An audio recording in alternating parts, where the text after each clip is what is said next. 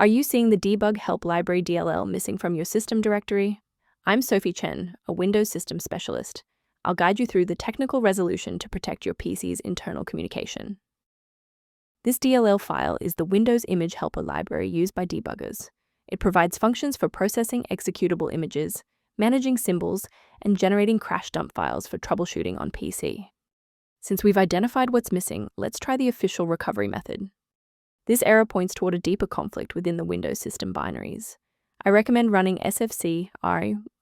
scan now from an administrator command prompt to verify the integrity of protected files like the Debug Help Library DLL and restore stability.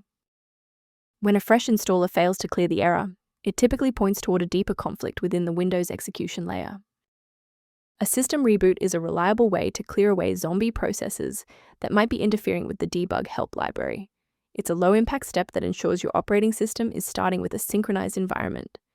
Before you restart, please bookmark this video or click the like button so that it's waiting for you in your library for the next step. I'd like to provide a brief technical warning about the risks of using unofficial file repositories. Avoid the trap of free file repositories for the Debug Help Library DLL, as these platforms are frequently used to spread persistent browser hijackers and adware. For those looking for a professional-grade monitoring resource, I've provided a link to a diagnostic tool for you below.